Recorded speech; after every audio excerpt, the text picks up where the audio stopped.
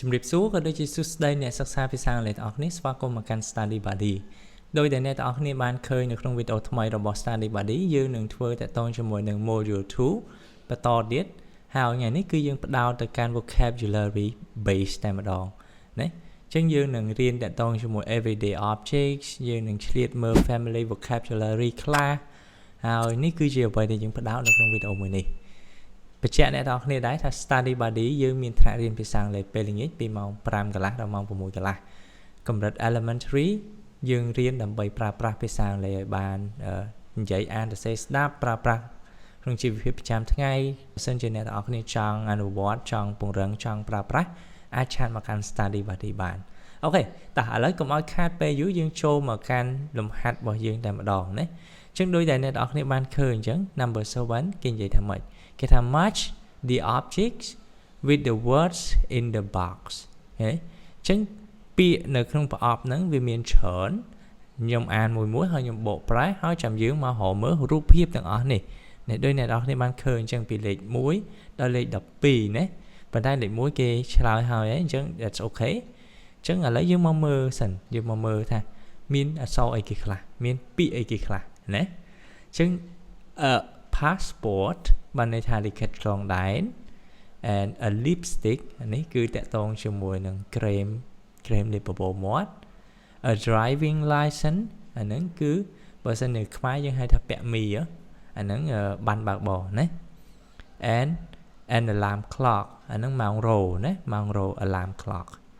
and a toothbrush គឺច្រាសដុសធ្មេញ MP3 player ម៉ាស៊ីនចាក់ MP3 a mirror បានន័យថាកញ្ចក់ a lighter ដែលកេះ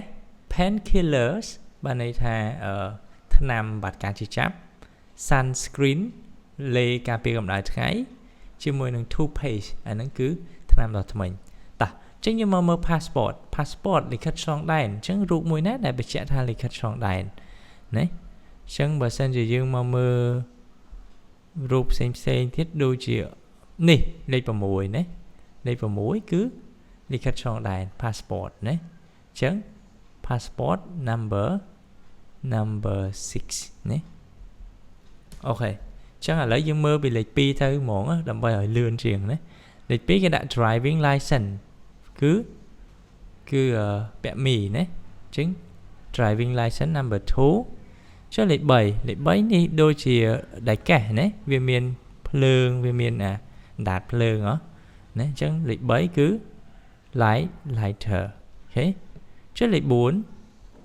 អានេះដូចជាអីគេ lipstick មែននឹងដូចជាក្រែមលាបបបោមាត់ណាហ្នឹងអញ្ចឹងយើងដាក់មក lipstick ណា number 4អូខេចុះ number 5អីគេ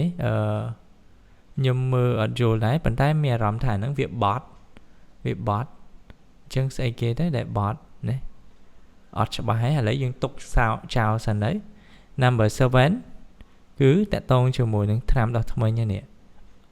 sorry ច្រាសដុសធ្មេញនេះណាអញ្ចឹងហ្នឹង toothbrush អូខេ number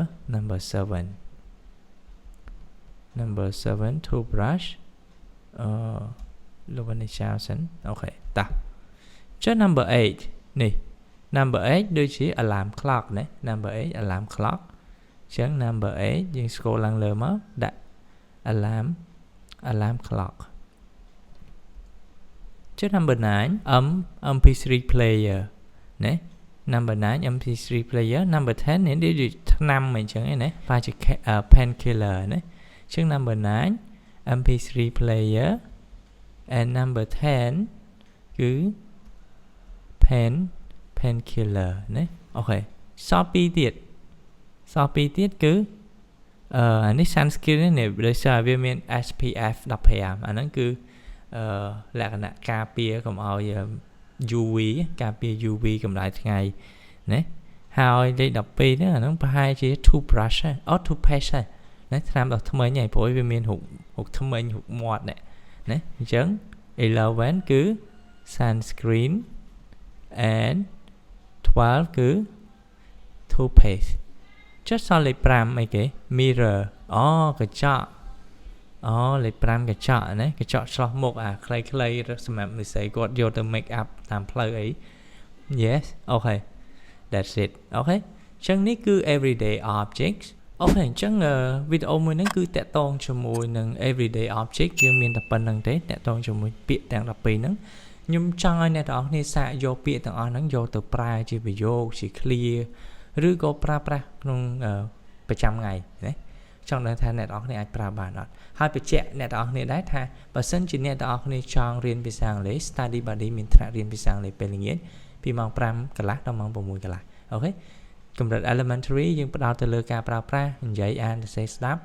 ហ្នឹងហើយបើសិនជាចង់រៀនកុំភ្លេចឆាតមកកាន់ Study Buddy យើងនឹងជួបគ្នានៅវីដេអូក្រោយ Goodbye